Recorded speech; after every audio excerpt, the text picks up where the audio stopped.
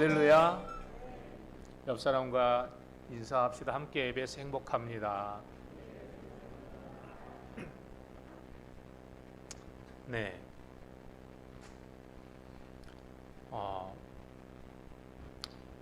일본에 기독교가 처음 들어갔는데 한 사무라이가 이 기독교 선교사에게 찾아와서 이렇게 칼을 들이대면서 이렇게 물었다고 합니다. 나에게 천국과 지옥을 설명해 보시오. 그러자 선교사가 설명하기는커녕 냉소만 날렸습니다. 당신 같은 시골뜨기를 상대할 시간 없어. 그러자 자존심 상한 사무라이가 불같이 화를 내며 칼을 뽑아서 당장이라도 목을 칠 것처럼 소리를 질렀습니다. 입을 함부로 늘린 대가로 목을 치겠다. 그제야 선교사가 침착한 목소리로 대답합니다. 이게 바로 지옥이요. 자신을 사로잡은 분노를 정확히 지적하는 말에 깜짝 놀란 사무라이는 분노를 가라앉히고 검을 도로 칼집에 놓고 큰 깨달음을 준 선교사에게 고개를 숙여 감사를 했습니다. 정말 감사합니다. 그러자가 선교사가 또 짧게 말합니다. 이게 바로 천국입니다.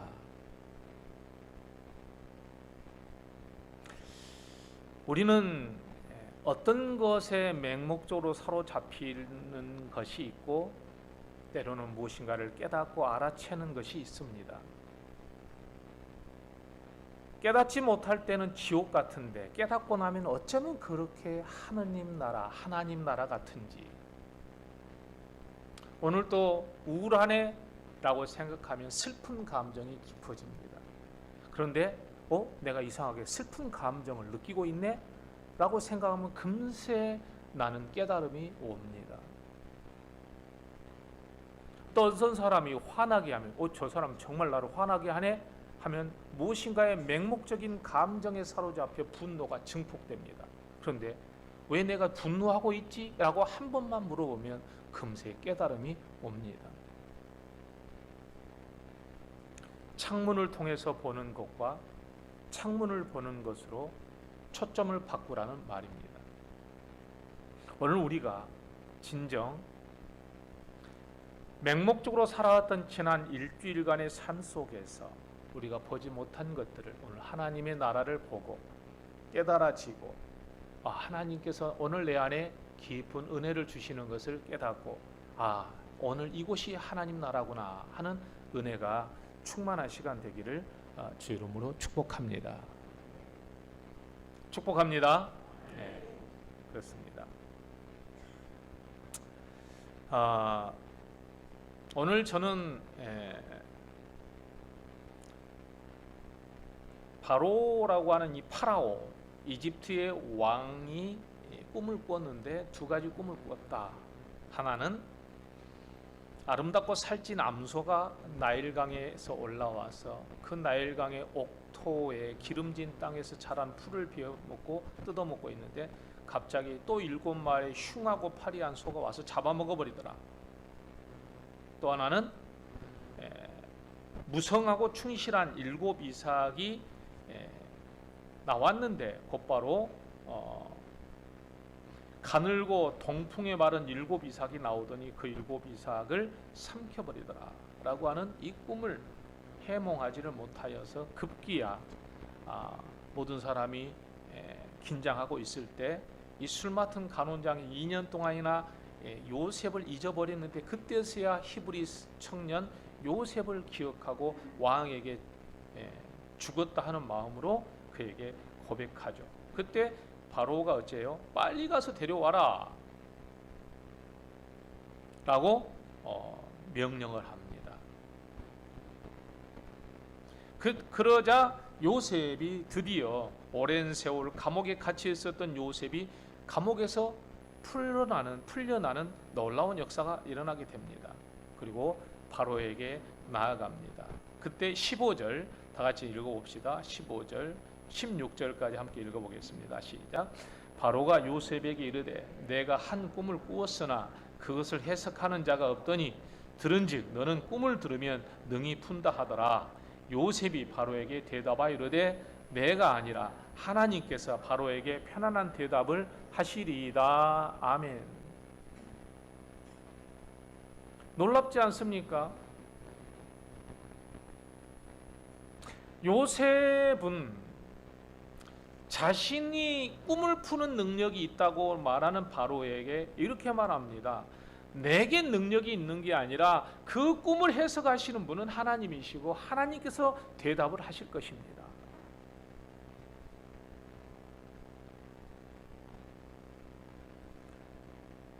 여러분 40장 14절에도 그런 말 있잖아요. 40장 14절 한번 보십시다. 40장 14절 보면 당신이 잘 되시거든 나를 생각하고 내게 은혜를 베풀어서 내 사정을 바로에게 아뢰어 이 집에서 나를 건져 주소서. 나는 히브리 땅에서 끌려온 자요 여기서도 옥에 갇힐 일은 행하지 아니하였나이다. 나는 히브리인입니다. 나는 히브리 사람입니다. 그렇기 때문에 나는 적어도 이 땅에서 옥에 갇힐 일은 하나도 하지 않은 사람입니다. 라고 자신의 믿음의 정체성을 말하고 있는 대목입니다. 성추행범이라는 억울한 누명을 쓰고 감옥에 갇히게 되었을 때 요셉은 술 맡은 관원장의 꿈을 풀어주면서 나는 히브리 사람입니다. 나는 이 땅에서 한 번도 감옥에 갇힐 일을 행해보지 않았습니다. 그러면서 자신이 히브리 사람이라고 소개합니다. 그런데 바로왕 앞에서도 그렇게 말합니다. 내가 꿈을 푸는 게 아니라 내가 믿는 하나님께서 당신에게 답을 주실 것입니다. 라고 하나님을 드러내고 있습니다.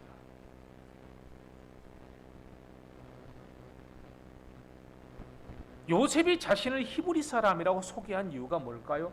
적어도 내 조상 아브라함 때부터 받아온 전 하나님의 언약을 받은 민족입니다. 나는 내 조상 아브라함 때부터 하나님의 약속의 언약을 받고 산 히브리 사람입니다. 오늘 여러분들도 저와 여러분들도 어디를 가나 나는 하나님을 믿는 그리스도인입니다 라고 말할 수 있기를 주의 이름으로 축복합니다. 어떤 오해가 있건 어떤 억울한 누명을 쓸 상황 속에서도 나는 적어도 그리스도인입니다 라고 말할 수 있는 요셉 같은 믿음의 사람이 되기를 축복합니다. 옆 사람에게 축복합시다. 당신은 그리스도인입니다. 옥에 갇힐 일은 행하지 아니하였나이다. 아멘. 이게 바로 언약 백성으로서의 묻어나는 자부심입니다. 요셉 안에는 하나님의 언약이 들어있는 것이에요. 조상 대대로 그의 안에 하나님께서 주신 약속이었죠. 때로는 우리가 살아가면서 믿음을 가졌지만 절망적인 상황에서도 요셉처럼 강한 믿음을 가질 수 있으면 얼마나 좋겠습니까만 고난은 우리 인생의 그릇을 금가게 합니다. 균열이 생깁니다. 견고할 것만 같았던 우리의 믿음에 금이 가면 그때부터 그 금이 간 틈을 통해서 뭐가 나옵니까? 원망이 나오기 시작하고 분노가 나오기 시작하고 반항심이 나오기 시작합니다. 그런데 믿음의 사람인 요셉은 그 깨진 틈에 하나님의 분노, 하나님을 향한 원망이 아니라 오히려 더 결기찬 믿음과 진리의 빛이 새어나고 있다라는 거예요. 고난은 우리 인생의 그릇을 금가게 하는 것은 사실이지만 그 금간 사이로 내가 소장하고 있고 내가 보관하고 있고 내가 담그고 있었던 그 내용물이 그 틈으로 새어나오게 됩니다. 그때 여러분은 믿음이 새어나오기를 주의 이름으로 축복합니다. 이 사람 믿음의 사람인 줄 알았더니 입에서 나오는 말이 다 가짜네.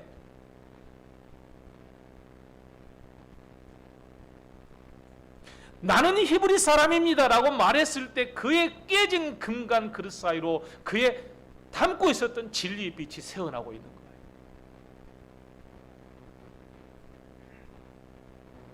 히브리라는 이름은 아브라함 때 처음 사용합니다. 창세기 14장에 보면. 그러나 아브라함이 자기 스스로를 히브리 사람이라고 말하지 않았고 성경에 처음으로 자기를 히브리 사람이라고 말한 사람은 요셉이 처음입니다.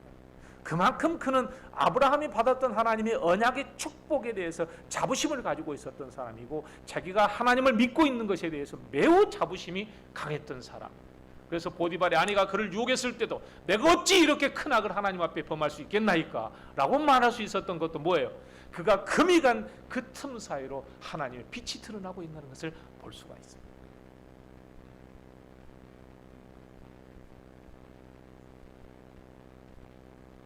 실패는 우리 인생의 그릇을 금가게 합니다.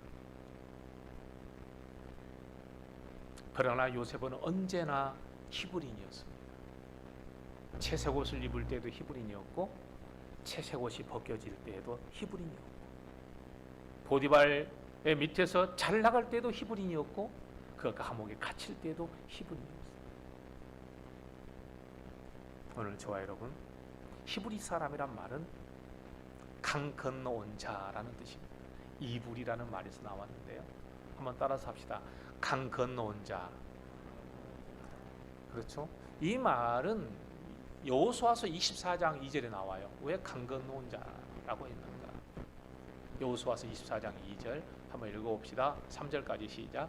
여호수아가 모든 백성에게 이르되 이스라엘 하나님 여호와께서 이같이 말씀하시기를 옛적에 너희의 조상들 곧 아브라함의 아버지 나홀의 아버지 데라가 강 저쪽에서 거주하여 다른 신들을 섬겼으나 내가 너희의 조상 아브라함을 강 저쪽에서 이끌어내어 가나안 온 땅에 두루 행하게 하고 그의 씨를 번성하게 하려고 그에게 이삭을 주었으며 아멘.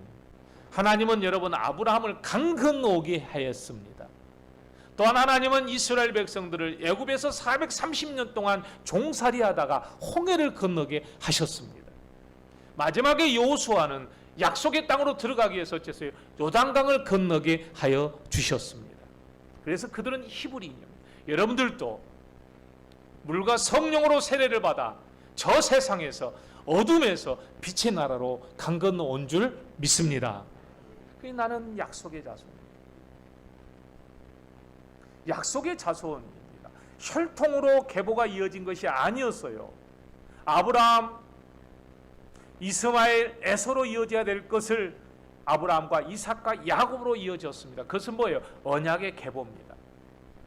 요셉이 자신을 히브리 사람이라고 말한 이유는 두 번째로 나에게는 하나님의 언약이 들어있는 사람이요. 나는 그 언약을 계승한 사람이요.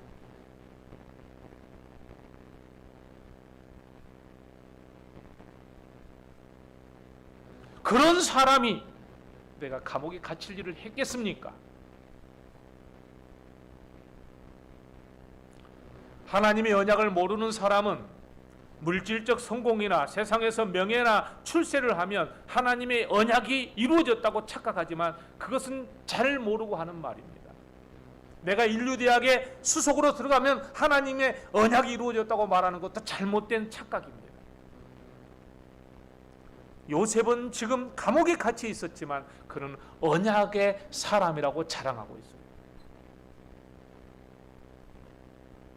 한번 따라서 합시다. 하나님의 영광을 올려드립시다. 그러나 하나님의 영광을 울리지는 맙시다.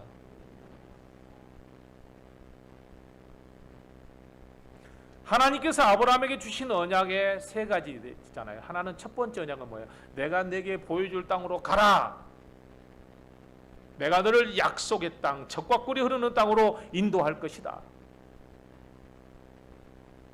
여러분, 그래서 팔레스틴은 지금도 세계의 화약고라고 할 정도로 세계 3대 종교가 결집되어 있잖아요. 제가 이스라엘 가봤더니 여러분 아주 난리가 아닙니다. 유대교, 이슬람교, 기독교인이 예루살렘 성전 하나를 보려고 난리가 아니에요. 예루살렘 성전으로 그리스의 헬레니즘이 들어오고 유대교의 헤브라이즘이 들어오고 그래서 그곳에서 동양과 서양이 만나고 그곳에서 세상의 문화였던 그리스도의 지식이 들어오고 하늘의 지식이었던 하나님의 성서가 그 땅에서 만나는 곳이 바로 이 이스라엘입니다.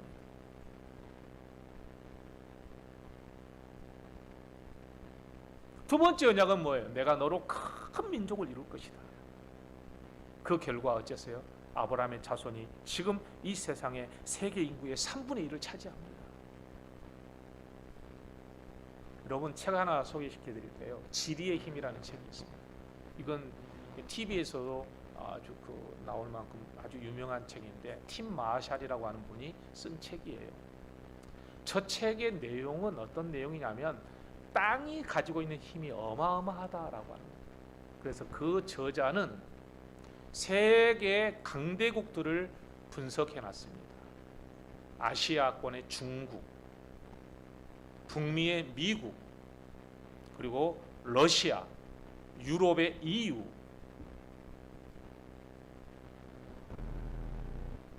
중국 그러면 세계 가장 많은 인구 14억, 장가계를 비롯해서 어마어마하게 잘 빚어진 천연적인 자연의 자원, 만리장성,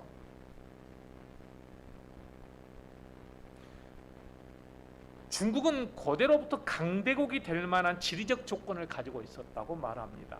특히 몽골 쪽은 고비 사막이 막아주고, 밑에는 인도가 있는데 인도와 사이에 히말라야 산맥이 막아주고, 그 다음에 중국의 동쪽은 바다가 있어서 막아주고.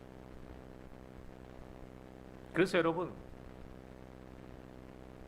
중국의 가장 문제는 뭐였냐면 진시황경 때 흉노족이 쳐들어오는 것을 막아줄 것이 없어 그때 만리장성을 쌓았대요. 중국이라고 하는 나라는 어마어마한 나라입니다. 그런데 지금도 중국이, 여러분 우리가 잘 알고 있는 티벳과 신장의 분쟁이 자꾸 일어난 이유가 뭔 줄 압니까? 이 신장의 티벳이라고 하는 나라는 바로 히말라야 산맥의 중요한 거점에 있는 나라입니다. 만약에 이 티벳을 독립시켜줘 버리면 인도가 히말라야 산맥의 정상을 차지하게 돼 버리면 바로 양쯔강과 항하강이 흐르는 급류의 그 발원지가 바로 히말라야 산맥에서 흘러내려오기 때문에 중국의 식수가 언제 적들에 의해서 오염될지 모르는 위험성이 있고, 그래서 티벳을 죽어도 독립시켜주지 않으려고 하는 이유가 바로 이유가 거기에 있어요. 두 번째, 신장도 마찬가지예요. 신장이라고 하는 나라는 실크로드 아닙니까? 8개의 나라가 맞붙어 있는 그 국경 지역이 바로 신장이라는 나라예요.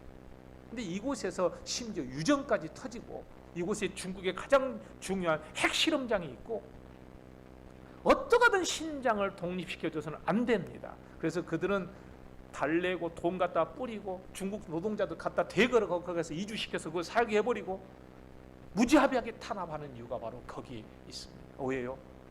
중국은 지금 21세기를 해양 강국으로 발돋움해서 세계 1위를 꿈꾸는 거예요.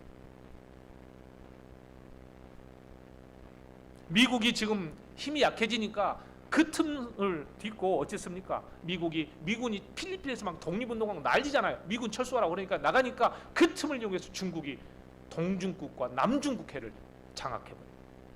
왜? 이 바다를 끼고 있는 나라만이 강대국이 될 수 있다고 자랑하는 거예요. 미국을 보십시오. 누가 가서 쳐들어가고 가고 싶어도 태평양이 가로막고 있는데 누가 가서 쳐들어가고, 일본 가다가 죽었잖아요. 원래 캘리포니아주는 멕시코 땅이었대요. 그런데 멕시코가 하도 돈이 없으니까 미국에서 좀 우리한테 팔아라고 팔았대요. 그래서 물러갔는데 그 순간 그것에서 금이 터져 나오고 막 석유가 막 터져 나오고. 미국이라는 나라는 하는 것마다 대박 나는 나라라고 그렇게 말해요.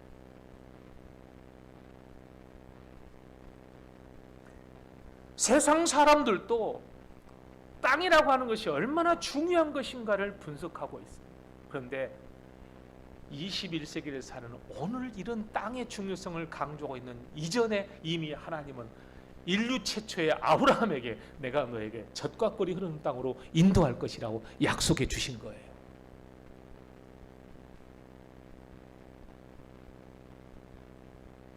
저는 우리 참 좋은 교회도 이 교회당에 서 있는 이 땅이 젖과 꿀이 흐르는 땅이 되기를 주의 이름으로 축복합니다. 여러분 교회인데 아멘을 크게 해야 되지 않습니까? 아멘. 그렇습니다. 러시아는 그래서 여러분 바다를 끼고 있지 못해서 저렇게 북극을 어떻게든 오염시켜서 얼음을 녹여서 그 광활한 땅을 차지하려고 그러는 거예요.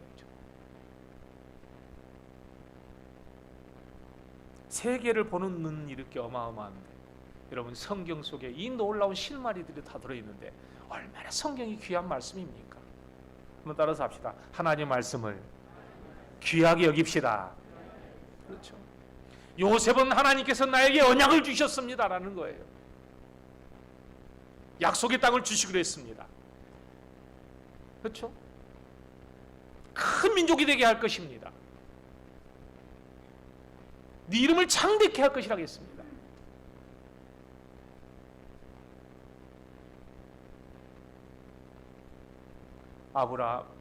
요셉은 그렇기 때문에 자신이 가지고 있는 이 언약을 얼마나 엄청나게 소중하게 여긴가를 알고, 그가 어떤 신분에 있든 상관하지 않았어요.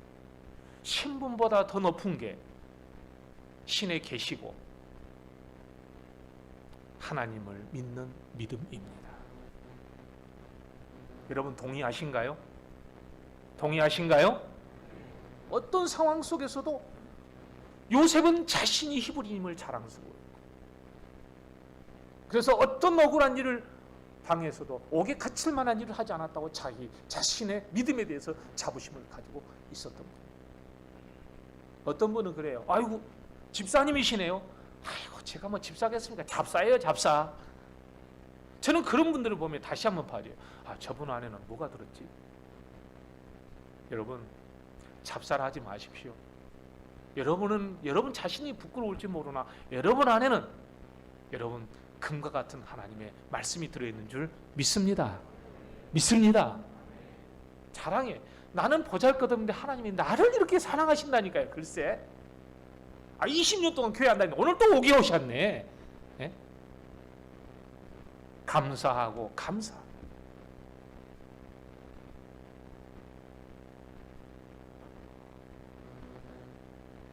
두 번째입니다.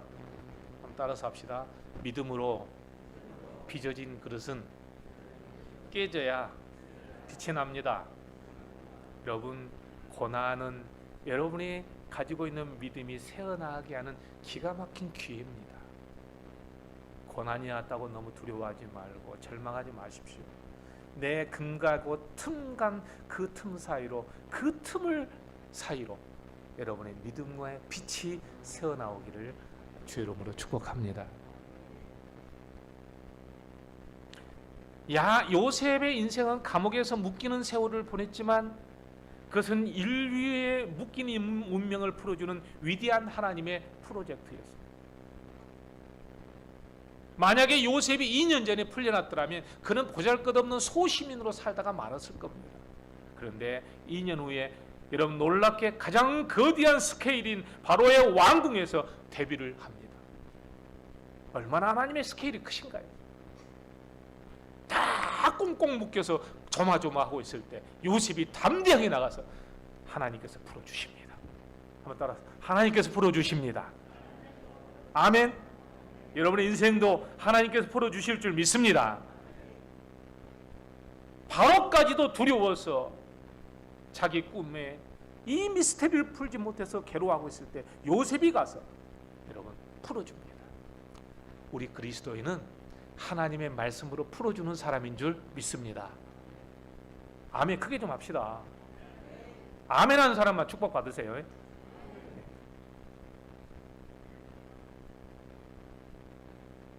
하나님은 우리에게 두 가지를 주셨다고 했습니다. 하나는 삶이라고 하는 본질을 주셨고 또 하나는 그 본질을 이 땅에서 풀어내고 살아가도록 우리가 발 딛고 있는 땅을 주셨습니다. 토라는 하늘과 땅이라고 말합니다. 이것은. 그래서 우리 인생은 하늘과 땅이 분리되면 안 됩니다. 우리의 마음은 하늘을 품어야 되고 우리 발은 땅을 딛고 하늘을 풀어내는 삶을 살도록 우리를 믿음으로 불러내셨습니다. 그런데 하나님께서요 요셉을 어떻게 살라고 하셨냐면 고난으로 살라고 땅에다가 감옥에다가 그를 넣어두신 거예요. 오늘 여러분이 발 딛고 있는 땅이 어떤 땅일지는 잘 모르지만 그 땅에서도 하나님의 뜻을 풀어낼 수 있는 요셉이 되기를 주의 이름으로 축복합니다. 그렇습니다. 요셉의 인생은, 요셉이란 말 자체가 더해준다는 뜻도 있지만 광풍과 해올이라는 뜻이 있어요. 요셉의 인생 자체가 광풍이고 해올이었어요.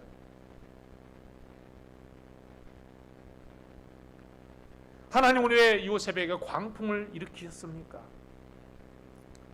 우리에게 고난이 오면 우리는 빠져 죽을 것 같고 살 수가 없을 것 같습니다. 근데 여러분, 하나님은 요셉에게 고난 속에서도 살게 하셨는데 무엇으로 살게 하시는 것입니까? 언약과 말씀으로 살게 하신 줄 믿습니다. 그렇죠? 말씀이 이루어지도록 하기 위한 것이었다. 어떻게 살아야 되느냐?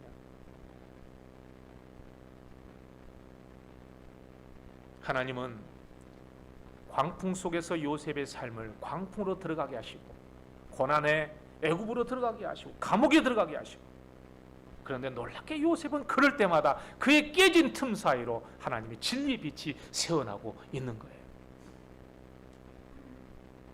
하나님이 그에게 고난을 주신 것은 요셉의 삶을 축복하시기 위하여, 요셉은 그럴수록 그의 그릇은 더 커져갔던 겁니다. 왜 하나님은 그릇을 키우실까요? 진리를 담기 위해서. 여러분이 그릇이 커지기를 주의 이름으로 축복합니다. 그러나 그 그릇에 빛을 담으시기를 바랍니다. 세상의 것으로 담기 위해서 그릇을 키우려고 하는 하나님이 아니라 하나님의 진리의 빛을 담기 위해서, 예수님을 담도록 하기 위해서 우리를 그릇을 키우신 하나님. 어떤 유명한 아주 훌륭한 그리스도인이 간증을 하셨다고 해요. 근데 그의 간증을 들어보니까 온통 인생이 상처투성이고 배신당하고 실패하고 아프고, 그런데 그분이 이렇게 간증하러 나오는데 상자를 하나 들고 나오는데, 그러면서 그렇게 말할 때 이게 내 인생입니다. 그런데 저는 살면서 너무 많은 상처를 받았습니다. 칼로 송곳으로 상처받은 이야기를 할 때마다 막 송곳으로 자기 가지고 나온 상자를 찔렀대요. 상자는 점점 흉한 꼴로 변해갔습니다. 만신창이가 되었습니다. 그런데 그러면서 그가 말합니다. 어느 날 이 만신창이가 된 제 인생에 예수님이 들어오셨습니다. 너무나도 어둡고 캄캄하고 절망적이던 내 인생이 갑자기 상처난 그 상자 안에서 빛이 나오더니 내 인생의 상자를 비추기 시작했습니다. 얼마나 멋있었겠어요. 깜깜한 어둠 속에서 상자가, 여러분 밝을 때는 완전하게 흉하게 되었던 상자가 안에서 빛이 나오니까 그 상자가 아름답고 휘황찬란한 빛으로 그 상자를 장식했어요. 빛으로 산다는 건 뭘까요? 우리가 다시 한번 깊이 생각했으면 좋겠습니다. 요셉이 빛으로 산다는 게 뭐였습니까? 그렇죠? 고린도후서 4장 7절 말씀에 이런 말씀이 있습니다. 고린도후서 4장 7절 다 같이 읽어봅시다. 시작. 우리가 이 보배를 질그릇에 가졌으니 이는 심히 큰 능력은 하나님께 있고 우리에게 있지 아니함을 알게 하려 함이라. 아멘. 많은 사람들이 그리스도인들의 얼굴이 보배를 가진 얼굴이어야 되는데 보배를 가진 얼굴이 아닙니다. 마음도 말도 행동도 보배를 가진 사람 같아야 되는데 그런 사람이 아닌 것처럼 보입니다. 왜냐하면 질그릇 같은 자신만 보기 때문이죠. 그 질그릇 속에 담겨주신 빛이신 예수 그리스도를 바라보고 예수님을 닮아가야 될 줄 믿습니다. 여러분 짜장면 먹을 때 짜장면을 봅니까? 짜장면 그릇을 봅니까? 여러분 보석 담긴 상자를 받을 때 보석을 봅니까? 상자를 봅니까? 옛날에는 돈을 신문지에 싸가지고 다닐 때가 있었어요. 저 어렸을 때 신문지에 싸고 다녀요. 그러죠? 네. 돈 꺼내면 이렇게 뭉치 돈을 막 신문지에서 막 펴갖고. 신문지를 봅니까? 돈을 봅니까? 오늘 우리 자신이 질그릇처럼 보잘것없고 무기력해질 때마다 나 자신을 보지 마시고 내 안에 들어 계시는 예수 그리스도를 볼 수 있기를 주의 이름으로 축복합니다. 그 안에 예수 그리스도가 들었을 때 볼 뿐만 아니라 느껴야 되겠죠. 느끼고 맛보고 뜯고 씹고 맛보고 즐기고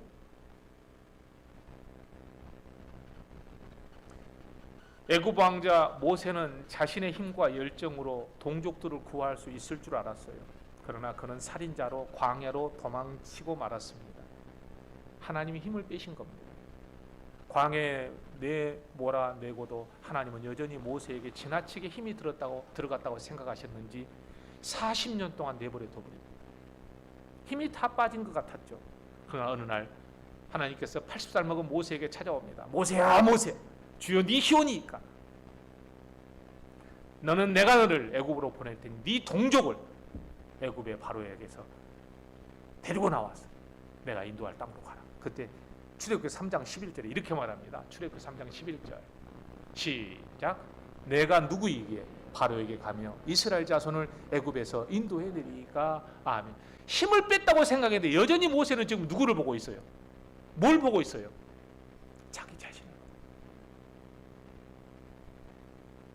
40년 동안을 자신이 질그릇이라고 하는 사실을 깨닫도록 시간을 주셨음에도 불구하고 여전히 모세는 자기 자신만을 보고 있어요. 그때 하나님께서 뭐라고 합니까? 내가 너와 함께 할 것이다. 자신이 질그릇인 줄 몰랐던 왕자 모세는 필요 없었습니다. 거룩하신 하나님 앞에는 신발을 벗는 모세가 필요했고, 하나님이 가라고 말씀하시면 순종하는 모세가 필요했고, 자기 이름을 내세울 것이 아니라 하나님의 영광을 드러낼 모세가 필요했던 것입니다. 오늘 하나님께서 여러분들의 인생을 자꾸만 힘을 빼시는 것 같다면 여러분 힘을 빼시는 하나님의 의도를 깨달을 수 있기를 간절하게 소망합니다. 하나님은 우리를 금강석이 되라고 하지 않습니다. 질그릇이 되라고 합니다. 그러면 내가 너에게 빛을 보배를 넣어주겠다. 여러분, 사랑이라는 것은, 하나님과 나와 서로 통하는 것은 무엇일까요? 과학자들이 연구를 해봤더니 이 세상의 모든 물질들은 가장 적은 단위가 원자라고 생각했는데 그 원자보다 더 적은 것들이 이 세상에는 어마어마하게 존재해요. 결국은 과학자들이 본 것은 이 우주의 가장 적은 단위는 뭐냐라고 했을 때 파동이라고 해요. 파동. 우주는 파동이 가장 작은 단위래요. 파동을 뭐라고 합니까? 우리 코드가 맞네라는 뜻이에요. 제가 지난주도 텔레파시라는 얘기를 했지만 서로가 같은 생각을 품고 있고 같은 원자를 가지고 있으면 파동이 맞는 것입니다. 그래서 말이 서로 통하고 생각이 통하는 사람은 뭐라고 하냐면 코드가 맞네라고 말해요. 사랑하는 사람은 코드가 맞아요. 그래서 내가 마음 품고 있으면 저 사람도 깨닫고 감지하는 것이 바로 뭐예요? 파동이 같기 때문입니다. 여러분, 믿음이라고 하는 것은 하나님과 나와의 코드가 맞는 사건인 줄 믿습니다. 하나님의 파동을 쏟아내시면 우리는 깨닫는 것이고, 내가 고통스러워서 고통의 파동, 기도의 파동을 올려드리면 하나님은 감지하시는 겁니다. 오늘 내 안에 보배를 담았다는 뜻이 뭘까요? 나는 아무것도 없는 거라고 생각하고, 나는 가진 것이 아무것도 없는 사람이라고 생각하고, 내가 갖춘 조건도 아무것도 없는 거라고 생각하지 마십시오. 여러분들은 질그릇인 것은 사실이지만 질그릇 속에 보배이신 예수님을 담아 주신 줄 믿습니다. 그래서 그런 인생이 깨질 때 빛이 드러나요. 요셉이 얼마나 위대합니까? 오늘 우리 참 좋은 교회 성도 여러분, 믿음으로 빚어진 그릇이 깨질 때 진짜 그리스도의 빛이 드러나는 우리 믿음 되기를 주 이름으로 축복합니다. 아멘. 기도하십시다. 하나님 감사합니다. 저희들이 생각의 순간에, 그 순간에 하나님 나라의 파동이 들어와 깊은 깨달음이 있게 하여 주시고, 눈을 들어 하늘을 보는 은혜를 맛보게 하여 주시옵소서. 오늘 또 우리가 깨지고 우리가 찢어지고 우리 안에 균열이 일어났을 때 그리스도가 드러나는 간증이 있게 해 주시고, 우리 참 좋은 게 모든 성도들의 인생 속에 하나님 깊이 관여해 주시사 주님이 보배라고 고백할 수 있는 우리 성도들 다 되게 하여 주옵소서. 예수 그리스도 이름으로 기도하옵나이다. 아멘.